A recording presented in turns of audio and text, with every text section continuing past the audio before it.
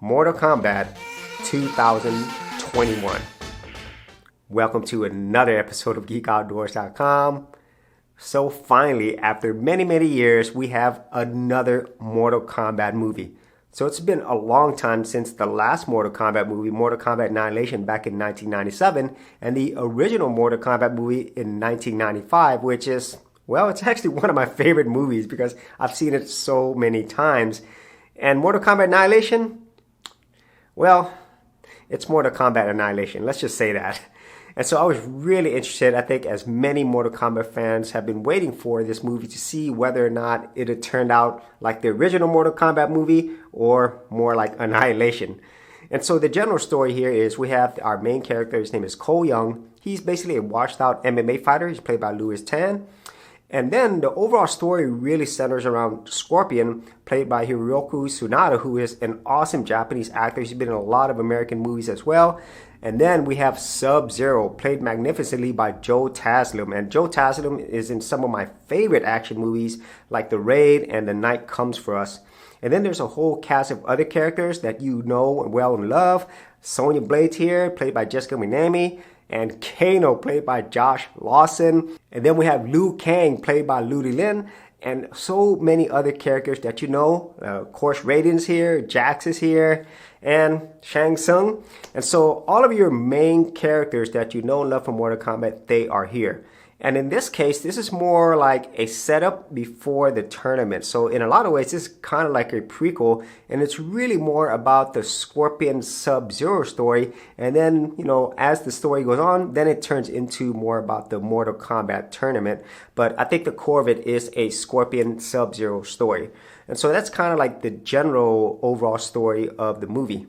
So getting into things that I really enjoyed about this film is, first off, some of my favorite characters in this movie. And that's Sub-Zero, Scorpion, and oddly enough, Kano. They're actually my three favorite characters in this movie. Now for Sub-Zero, Joe Taslim, the way he's written, the way he's acted and portrayed by Joe Taslim is just awesome. He is a ruthless, violent, and cold character.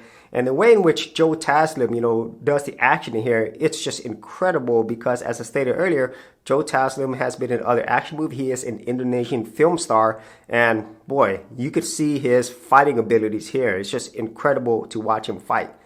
And then second to him is Scorpion. Now, Scorpion is played by Hiroki Tsunade, who is an awesome actor. And he also has martial arts skills as well. But I really think that both of them brings a sense of acting and action that you wouldn't really expect in a Mortal Kombat movie. So they're just awesome. And I hope they're in more of these Mortal Kombat movies. And finally, my last main character that I really enjoyed was, oddly enough, Kano, played by Josh Lawson. Man, he's so charismatic and funny. And Josh Lawson is a comedic actor. He's actually a comedian as well. And so he brings a lot of that humor, very similar to the very first Mortal Kombat movie, but to another level. And I think for a lot of people, Josh Lawson playing Kano might be their favorite character because he's really that good. And then all the other characters that are played by a variety of different actors and actresses, I think they did a good job for the way the script was written to them. You know, everybody from Sonya Blade all the way to Kung Lao, Shang Tsung, there's Melina's in here, and then there's other characters that you'll be very familiar with if you played the video games. So they're all here. They're just not written in a way that is at the same levels as the main characters that I was talking about earlier. So that's the first thing. I really did enjoy the characters overall, but mainly those three main characters. And then the second thing that I enjoyed about this movie is the bloody action. Now, this is rated R, which, man, I think a lot of Mortal Kombat fans wanted the original two movies to be rated R, but maybe that wouldn't work at that time because, you know, it's mainly just a video game, you know, and we didn't really have that level of violence in movies back in the day for those type of movies. And so with this case, we do have that. And so whenever these action scenes come and they have these bloody scenes, it's there, you know, it's really brutal and it's very reminiscent of playing a Mortal Kombat game, but obviously not to those levels of violence. So I'm really glad that they were able to do a rated R version of this property. And then the last thing I'll say I enjoyed about this is the overall effects. You could tell the production in this, they did spend money on this movie, especially when it comes to Sub-Zero. You know, the ice effects and everything just looks really cool, and it helps to really sell the action that they're showing here. And at the same time, other things like Goro obviously looks better than the original movie because of technology, but at the same time, just everything just looks really good in this movie. And I'm pretty sure if they do make a sequel to this, which I think they are, then they're going to put even more money into this. So it's nice to see the special effects and everything else really have a lot of attention and care, especially when you compare it to Mortal Kombat Annihilation. For serious YouTubers, check out TubeBuddy, the premier tool news at geekoutdoors.com.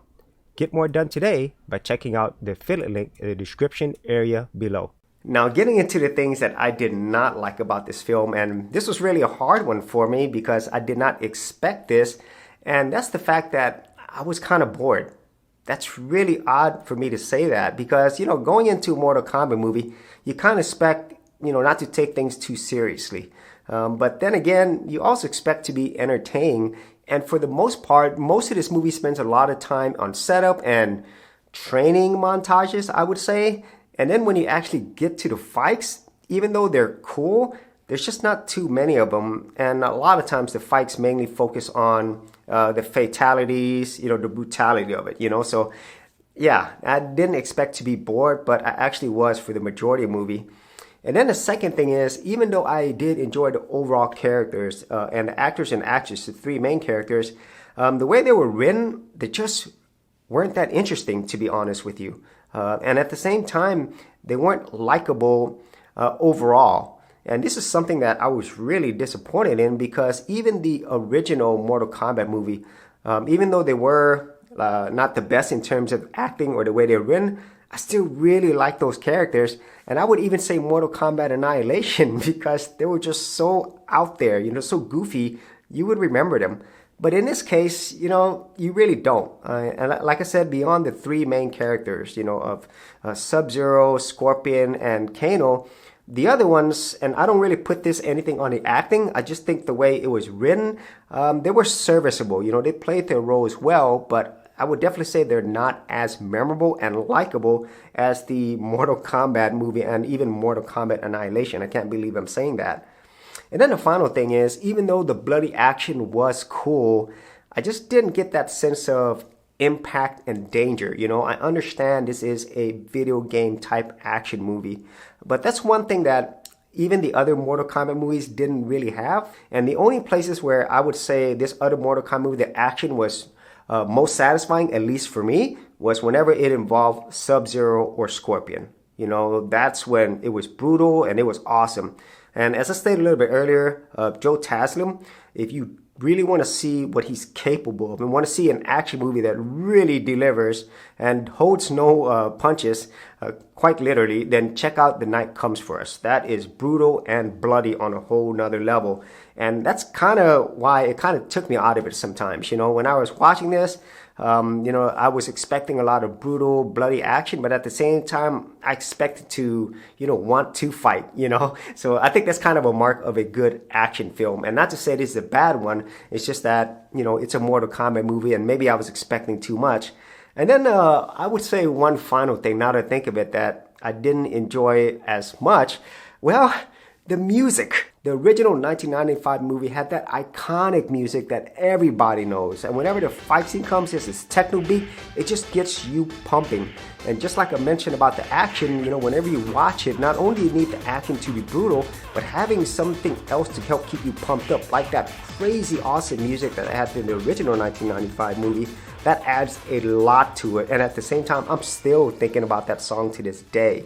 And so those are overall the things that I didn't enjoy about the movie. And unfortunately, there was more things that I didn't enjoy versus the things that I did enjoy. And whenever I think of it compared to the original Mortal Kombat movies, well, at least for me personally, the 1995 Mortal Kombat film is still better. And as I stated earlier, it's one of my favorite movies. And for the main reason why is because they did so many things right, at least for me as a viewer. It had like the whole Mortal Kombat world. I felt like I was in a tournament. The characters were likable. And most importantly, the original Mortal Kombat movie was fun. It was just more fun.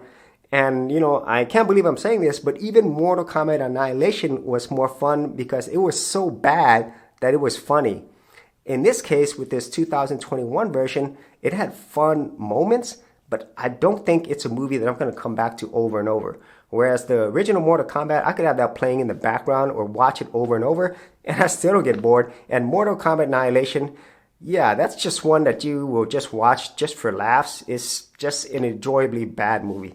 And so that is it for my review of Mortal Kombat 2021. If you are a fan of the Mortal Kombat and the Mortal Kombat movies, then I really feel that you will enjoy this. And if you're the type of person who is maybe brand new to this whole Mortal Kombat world, then I would try not to have too many expectations. Just go in there expecting a good action movie with some cool characters, and I think you'll be good if you approach it that way.